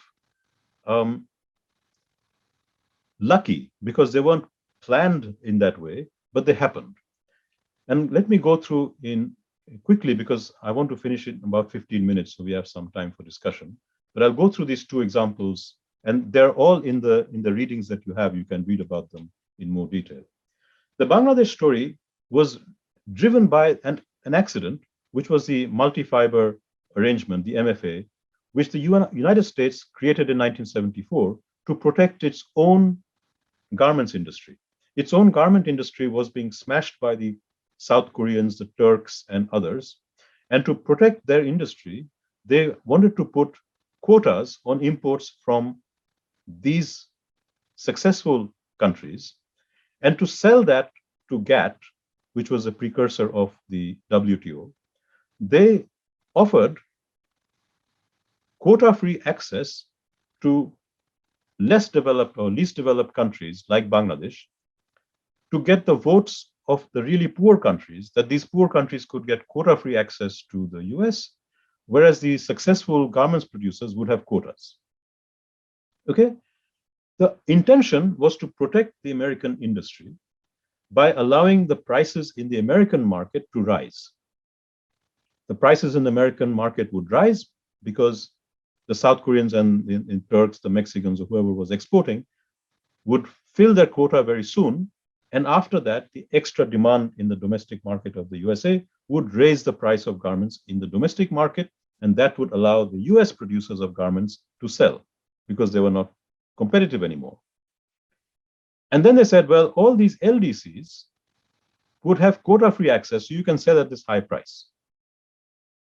But of course, they knew that these countries had no garments industry, and none of them produce garments. And it's actually quite difficult to produce a garment, even though it's a low-tech or medium-tech product. However, what they didn't figure out was a few countries, Bangladesh was one of the few, which found a way of raising their organizational capabilities so that they could actually produce a shirt of the right price, even at this slightly higher price. Because their initial productivity was so low, they had to learn a lot of organizational stuff about quality control, in-time production, inventory management, supply chain management, waste management, right? And they had to do it quick time to produce a shirt of the price and quality that could sell in the American market to exploit the slightly higher price, which came from the quota. So the quota created a rent, and that was a quota rent, and that was the rent that was available for financing this capability development. The way it happened was through an agreement between Desh, a Bangladeshi company, and Daewoo, a South Korean company, which at that point was one of the major garments producers. And this was underpinned by the backing of the Bangladesh government, which basically supported this with some changes in laws and regulations, which allowed certain things to happen. We don't need to go into those details. So Desh had the money to invest in the large modern garments factory. The garments factory required very, very simple skills, and these skills could be learned on the job in a couple of months. So skills was not a big problem. Any woman who could use a sewing machine could operate in a garments factory. And so garments factories are largely female workforce and uses sewing machines. I mean, it's basically a big tailor shop. But it's a tailor shop with a massive organization because you have to produce identical shirts of identical color, identical fit, identical design at the right time, at the right price, and the right quality. This requires massive organizational capabilities. This capability development happened because of an agreement between Desh and Daewoo, which created an ex-post prize for Daewoo. And the ex-post prize was that if Daewoo would teach the organizational capabilities, or transfer them rather, it would get an 8% royalty on all sales of Desh. Now, 8% is a massive markup in the garments industry, which is a very low profit, very tight commodity production. That 8% was basically the quota rent that the US had created by putting quotas in its domestic market. And this quota rent was totally bypassed Bangladesh. It went straight to the Koreans as their prize for making Bangladesh export worthy. So you can see what's going on here, right? It's the Koreans who have to transfer the organizational capabilities. They get paid only if the Bangladeshi company becomes competitive. Competitive means it can sell at that slightly higher price that the quota rent has produced. And a chunk of that higher price goes back to the Koreans as their prize. That's the ex-post rent. Okay. Look at the incentives now, right? Neither Desh nor Daewoo can capture this rent until they become competitive. Once they become competitive, Desh gets the normal profit. And this is where it's different from the whole story of Roderick and Haussmann. They don't get any rents. They get the normal profit. And the rent goes to Daewoo. And the rent, by the way, is not a discovery rent. This is simply an artificial rent created by MFA. Without MFA, there wouldn't even have been this rent. So there are no discovery rents. This whole thing is a complete made-up story. There are no rents in things like garments production. So then what happens is that the agreement was that the investment came entirely from Desh, except that Desh sent 130 mid-level managers to the plant in Busan, and those people learned the organizational structure of a modern garments factory. And that learning was finished in less than 1 year. So high was the intensity of the effort that they put in that the Bangladeshi team learned that organizational structure in less than 1 year. If it had been an ex-ante rent, they would probably be still learning, right? There would be a very low effort and they would still be learning. Desh grew at 100% a year. That was a rate of growth. And 115 of those 130 left Desh and set up their own factories. And within 2 years, there were therefore 120 factories, and now more than 4,000. Productivity growth was very rapid. And by in a couple of years, the Bangladesh was in the top 3 of producers. So it shows how the transfer of organizational capabilities unleashed a massive amount of growth and productivity growth in the sector, a process that is still continuing. I gave you the example of the 1990s, where this firm was making further growth in productivity. So it's a continuous. So initially it started with pretty low-level, low-quality garments, and now Bangladesh is into mid-level garments. It has a big textile industry which is servicing it. So it's a success story in Bangladesh. Let me finish with a medium to high technology sector, which is India's motor car industry, which is a very similar story of ex-post rents and how private sector investment drove productivity growth, but with public policy backing it.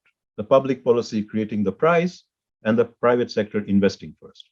So here the story is in the 1960s, India had an auto industry through the old industrial policy of massive tariff protection, like 100% tariffs. India produced around 50,000 cars, but they were of low quality. Productivity did not grow. It didn't have international competitiveness. And these were the famous ambassadors, which many of you may have seen, these round-topped cars. But by 2009, India had miraculously transformed itself to become the fourth global exporter. It was making 1.8 million cars, which were internationally competitive. And India had now Indian national brands, which were selling internationally. So it wasn't just an assembler of foreign brands, it was managing its own international brands like Mahindra and Tata and so on.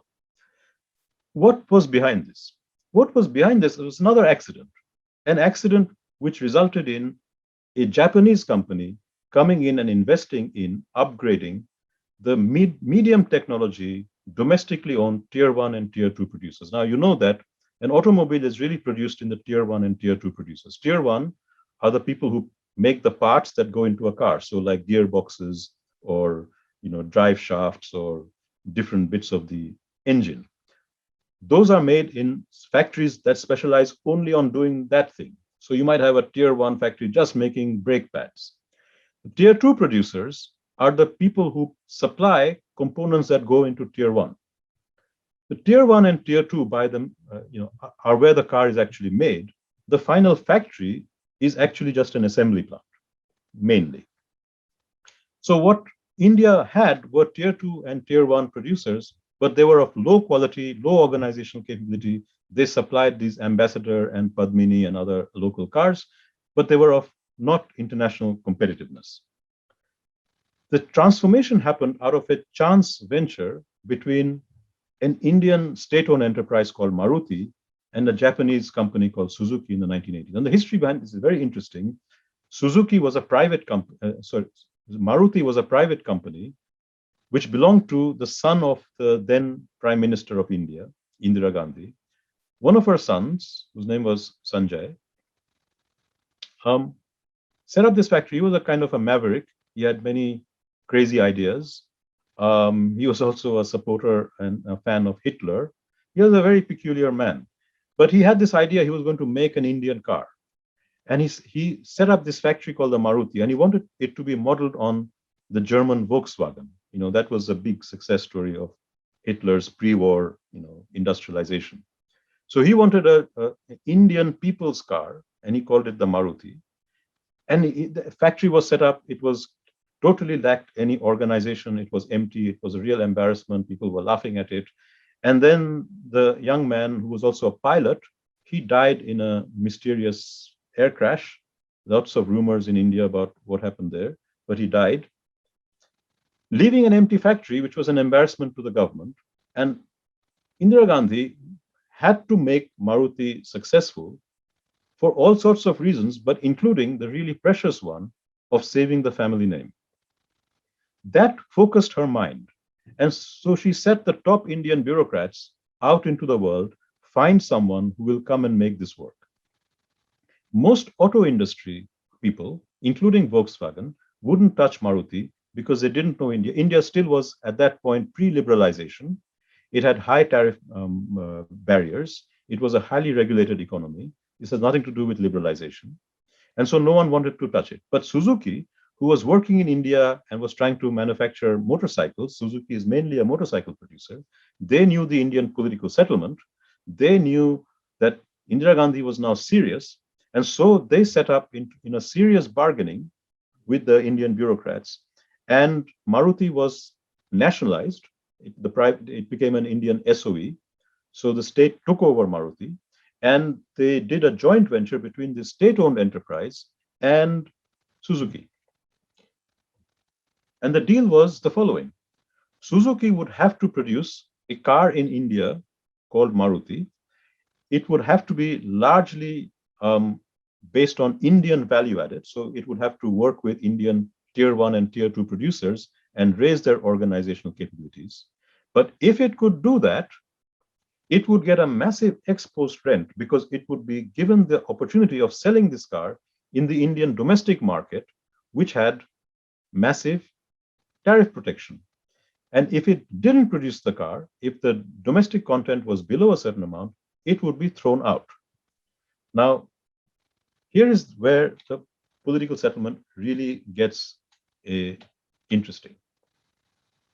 The domestic market had 85% tariff protection. It was protecting people like the Birlas who were making the ambassador car. But for them, this was an ex-ante rent. They already had it, and no one could take it away from them. So they were not putting in the effort. But Suzuki, as a foreign producer, for them, this was not an ex-ante rent. They didn't already have it. The only way they could have it was by entering the Indian market. So for them, it was an ex-post rent. But to enter the Indian market, it had to satisfy these conditions. And the main condition was it had to have 60% local content in 5 years. That was a huge requirement. And the only way to do it was by Suzuki sending an army of technicians and organization people to all the Indian tier 1 and tier 2 producers to raise their organizational capabilities so they could produce components of a quality that Suzuki could put into a car called Maruti, because Suzuki has brand reputation. The brand reputation of Suzuki means if it puts in junk into its car and it produces a car which is low quality, it will affect Suzuki's sales globally. So for Suzuki, that 60% local content had to be international quality local content, and therefore it had to put in a lot of work into the organizational capabilities.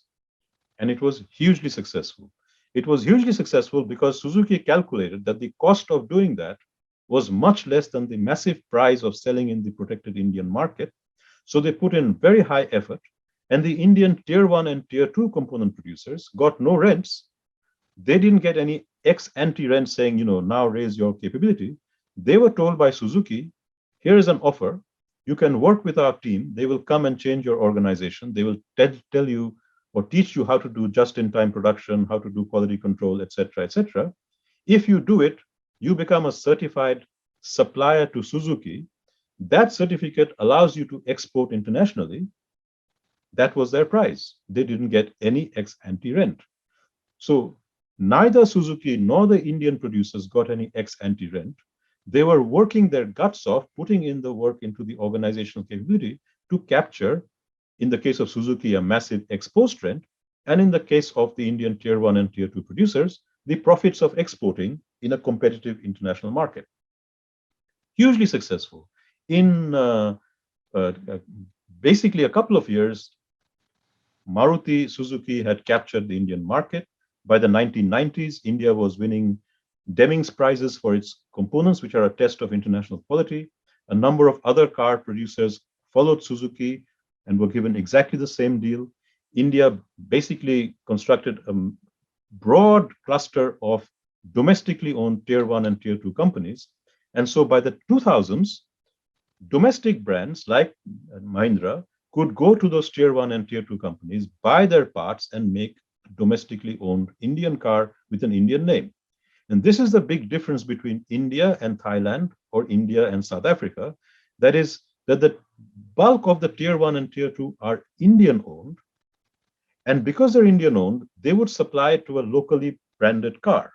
Whereas if your tier 1 and tier 2 are also multinationals, they have long-term agreements to supply to international brands, and they don't want to upset that and their intellectual property rights, etc., by supplying to a local brand. And that is why Thailand doesn't have a locally branded Thai car, but India does. So this was a real success story. Okay, let me just summarize the last few slides because I've finished, and the last two slides say nothing new. It's just summarizing what I've just said. So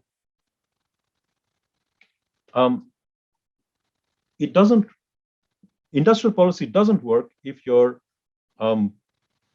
strategy, if your instrument requires you to have policy rents that you can't manage. The solution to the failure of managing policy rents is not removing rents through liberalization. This is where the World Bank was wrong. The World Bank was right in saying it's not working. The infant industries are not becoming competitive. It was wrong in saying that you remove rents and become, free market economies. Equally, copying the interventions of countries like South Korea or China is a disaster because the way they manage their rents is not replicable in most countries. So the policy relevant way is to identify what is the contracting failure. And I think it's a combination of skills and capabilities and organizational capabilities. but there might be some other failures as well. But this is again where a lot of the problem happens, because the organizational capability part is not understood, and the difficulties of raising organizational capabilities are not understood. It is seen like a simple learning by doing problem. You just create the tariff, these companies set up, they will do, and the doing will create the learning and they will become competitive. No, doing for organizational capabilities does not amount to learning. It is a very high effort process. Okay. Secondly, is that therefore the design of industrial policy has to be such that you can actually enforce it in that political settlement. This is what I've been talking about so long. And the point is that the good thing is that the same market failure, the same contracting failure can be attacked through a number of different instruments: ex post, ex ante, subsidizing this, taxing that. Therefore, you have to select the instrument that can be most realistically enforced to the highest possible extent, given the distribution of power that you have. So the third is that you need to understand that distribution of power in your country by looking at the history of industrial policy. Look at what worked in the past, look at what didn't work in the past, and try and understand what does that tell you about the configuration of power in your country. Because without that historical knowledge of what's happened in the past, you keep on reinventing the wheel and failing with the same wheel. So even in poor performers, some things did perform well and better, and some didn't. What does that tell you about the distribution of power? So the most important thing is to identify those differential power between the different stakeholders, which is the fix on the political settlement that you really need to have in your head to design policy well. And the final point is that policy formulation itself is a learning process.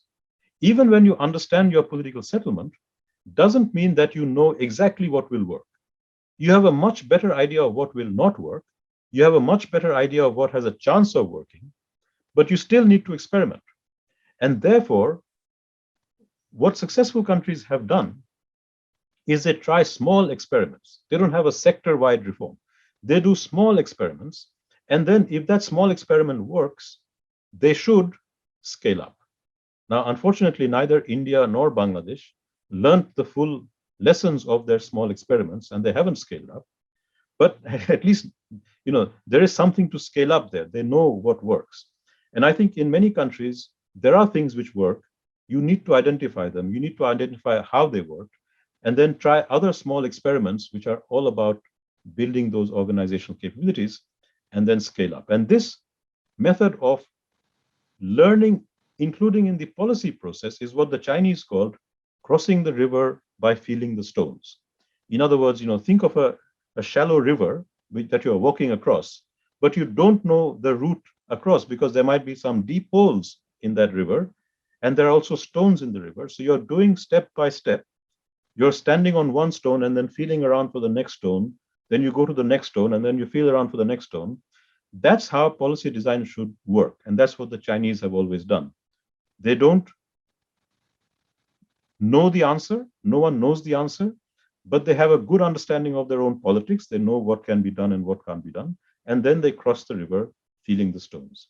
So on that note, I will end the lecture. Thank you.